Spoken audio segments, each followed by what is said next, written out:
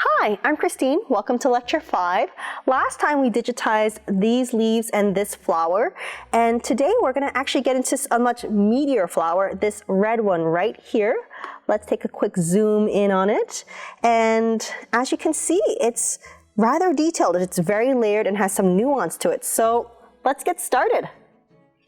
It was done doing flash photography, so don't let the shading bother you a little bit too much. So we're just going to focus on this one right here. Okay, let's go back to our palette. I've opened this up and you can see what we've digitized so far. We've got actually quite a bit along. So I'm going to select these and I'm going to make them invisible for now. Okay, now we're going to focus just on this area right there. I do that by using this magnifying lens on the bottom right, and I'm going to center that particular flower, and I'm going to zoom in again. It's about 240. I think I want it to be a little bit closer to about 300 right now. It's actually about 380 right now. It's pretty much a little bit too large, so I'm just going to drag this just a little bit. 275. I like 275. That looks good. Okay, so now that we have this here, I'm going to ignore this flower right here. This flower looks like it's below this one, so that's why I'm going to focus on this one. Last time we already did this leaf, so today we're just going to do the flower. So I'm going to go to my shapes, and I am going to pick the closed curve tool like I always do. Again, satin stitch, and then no outline. I go to sewing attributes and I really want the density here to be about 140. And let's take a quick look. I actually think I can start anywhere on this flower. I think what I'm going to do is I'm going to do this yellow part first. I'm not really even sure what it is, but it's there, so I'll do it. And then I'm going to do this petal here and then work my way around and then do this center part last. Okay, so let's do this yellow. I think it's close to this yellow, goldenrod sort of yellow. I go to sewing attributes and I think this direction is like this, so that's about right. Last time I said I kind of pick any spot to start. That is true. If possible, I like to make my start point one of the invisible points. So this point that I selected will be covered by the other flower, so that's where I'm starting there. And then here I'm just going following the curve. Again, now that I've clicked once, I want it to be a really sharp point, so I'm just going to move a little bit, and then that gives me that sharp point there. And then I will continue along. And again, you'll notice that I'm going a little bit past where it will be so that there's a little bit of overlap so that the embroidery comes out prettier, albeit a little thicker. Okay. I really like that. Okay, now let's start on this white one. This is a white. I'm going to pick this white that I've already selected. And again, I'm just going to follow this curve.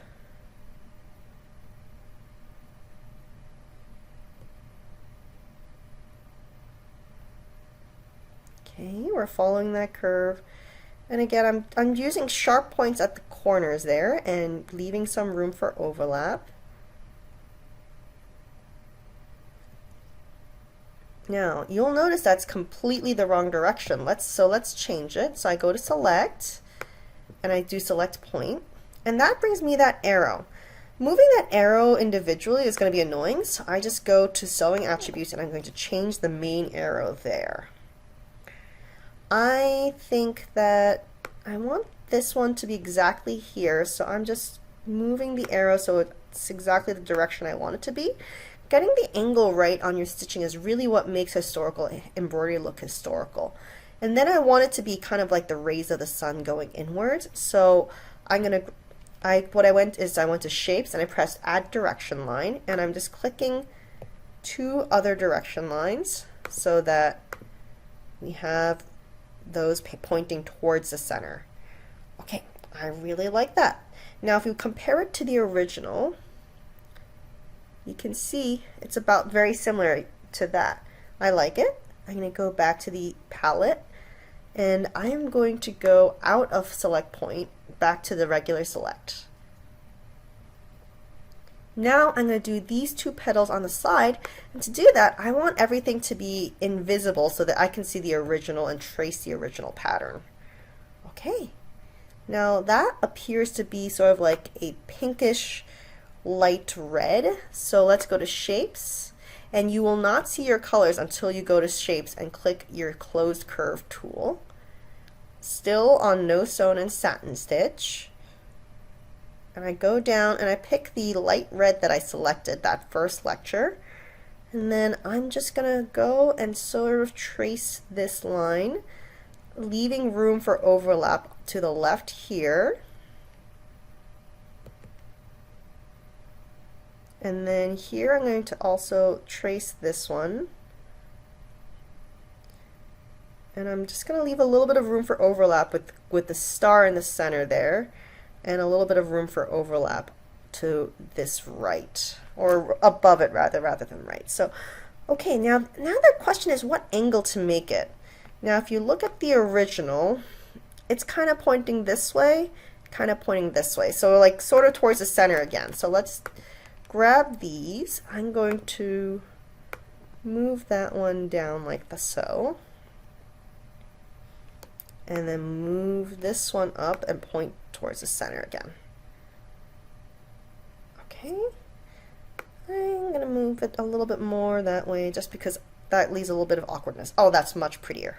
Okay, now that I've done that, I'm going to select these two and click the eye again, making them invisible, and then I can go and do the next petals to the above it. So I'm going to press color again. Oops, I need to go to shapes and do closed curve, and then click the white color that I want. If you want to go to sewing attributes and make sure that you like the angle, I like the angle there. So again, I'm going to start where my start point isn't probably going to be seen all that easily, and then go around and do that.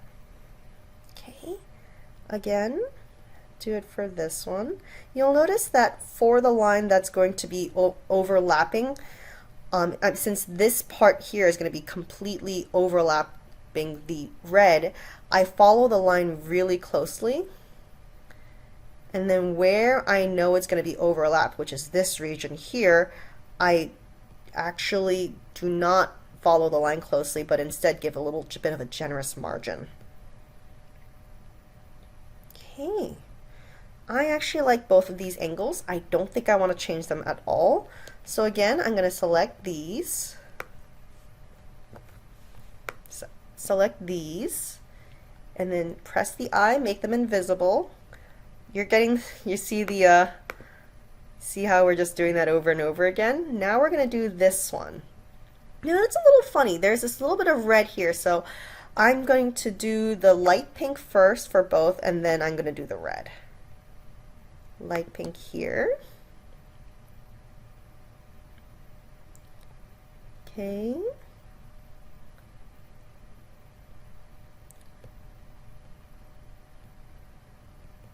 And then the light pink here.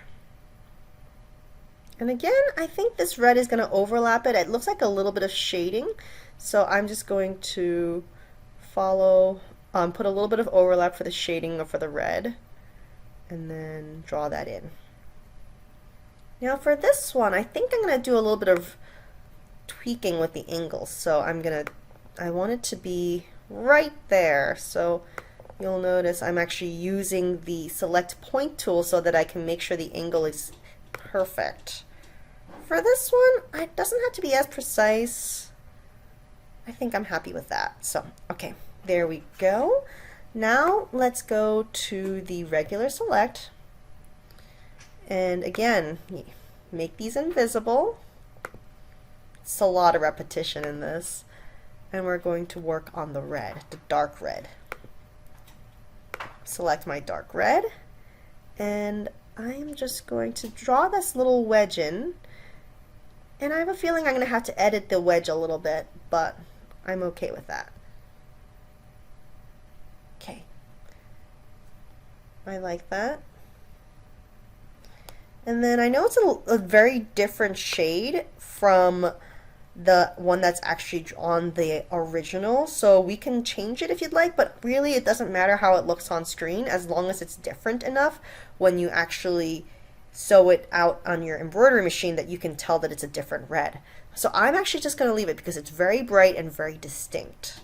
So now I'm going to go and do this wedge right here, this petal. And again, I'm going to leave a little bit of overlap right here along the yellow because I know that this yellow is going to be overlapping the red there, along with a little bit of the white here. Now, I'm just kind of going along the edge. You'll notice that I'm really giving a very generous margin here, because almost all the bits of it are going to be overlapped. So for this one, I am going to make it a little bit, play with the angles quite a bit. So select that arrow, move that arrow, add direction line, and already you can see what I'm trying to go for there. There I'm kind of looking for that sort of pointing towards the center sort of look. So now that I have those 4 direction arrows, you can see it gives that lovely little ray look. So now I'm going to go to regular select and make it invisible. And then let's work on this light pink there.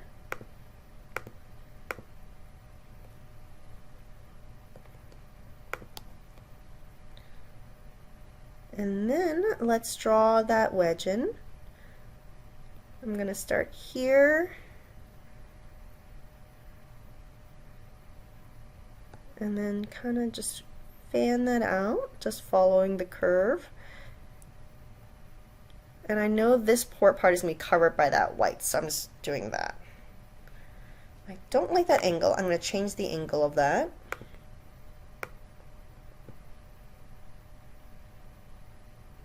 Okay, I like that way better. Okay, now I'm going to draw this white one. Okay. Closed curve, color, pick that white, and then let's follow this one. It's almost like a little apostrophe there, so. Okay.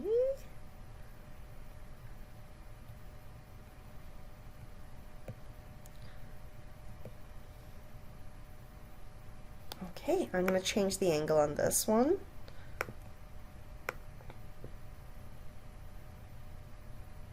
Okay, I like that better. Now let's just take a look at the whole thing and see how it looks. I'm just going to select the last few layers that I've done, make it all visible, and then take a quick look. Now I want to make sure that this outside border is about right. And if you look and zoom in on that border, this part looks good. I like that shape a lot. I like that. Now this part needs a little bit of work. So what I'm going to do is go to select point, and I'm just going to select this part and just move the points. Now these 2 points I want to move together. So I select it by drawing a little box around them, and now those 2 points can be moved about together. Okay, there we go. I'm just gonna grab those and then move it a little bit so it's just right where I want it to be. I'm gonna move this one so that line is a little bit more natural. I'm gonna move this point to just a little bit so it's a bit more of a pizza wedge shape. Perfect. I like that so much more, and that edge is so much cleaner now. And then I'm gonna go here, and then I'm gonna move this point down just a little bit.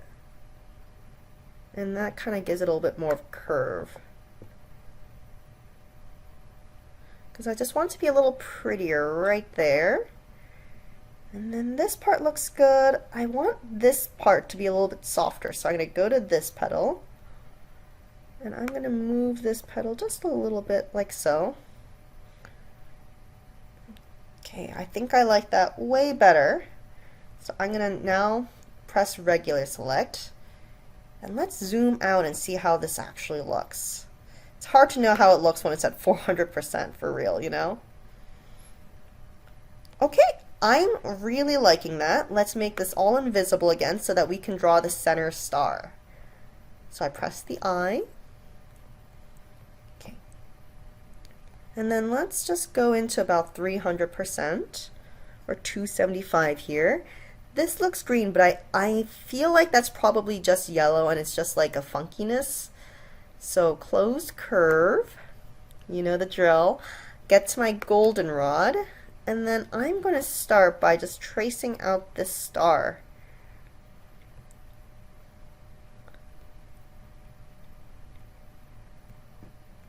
I say it's a star, this just little, I guess it has like 5 points, so the center of the flower here. And again, I'm using that double click a lot. It's not actually double click because you're not pressing the same, but again, I click a point, I click very close to it, but not directly on it, because that'll stop your curve. And then doing that to sort of move everything along.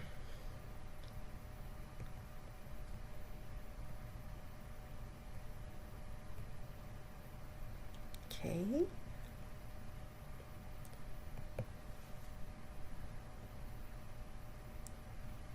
That looks about right, actually. I know that looks really funky, but it's actually correct.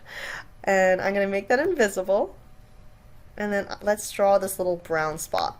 Little brown spots are a little difficult sometimes because they tend to shrink a lot. So what I do even before I start is I go and I make sure that I add some pull compensation.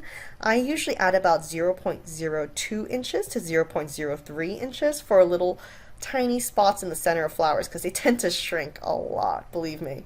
So now I'm going to the brown, and then I'm just going to trace this.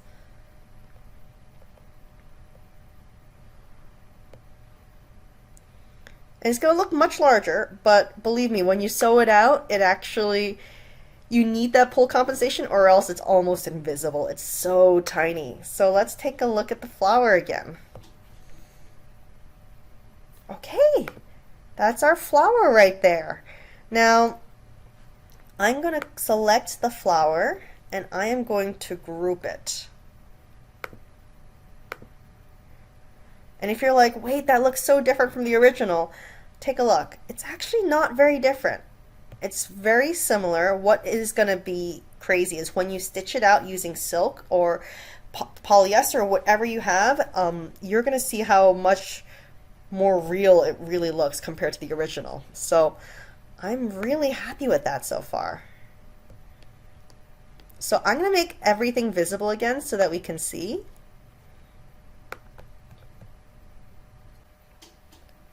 Okay guys, so now that you can see this, you can see how everything's really coming together.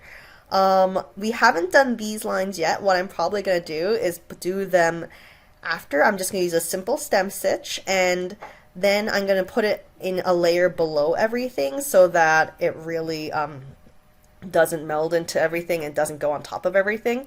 But for now, this is looking really good. I really like it personally. I can't wait to stitch it out. In fact, a lot of times at times like these, when I'm getting really close, I will stitch it out and edit it as I go. But for now, I'm really loving it. Next time, you're going to see me repeat this same diagram again, except for this flower. So if you feel like you already got it, you can probably skip that lecture, but next time I plan on making this flower as well. Okay, so now that we've digitized that, let's talk about stitching this flower out. At this point, you know, we've digitized a lot. You can take a look at the whole image here, and there is a lot to stitch out. And I'm assuming at this point, we've actually stitched out all of this already. My suggestion is at this point, just copy this particular flower, make a new file, paste it onto it, and we're gonna go and press Optimize Sewing Order. And then let's just stitch out this one particular flower where you're not going to be caught up with everything else in the background. Unless you really want to restitch it out, I would recommend just focusing on and stitching out exactly what you need to practice at that point in time. So let's save this, stitch it out, and make sure we like it. And I'll see you for lecture 6 where we get into the other flower.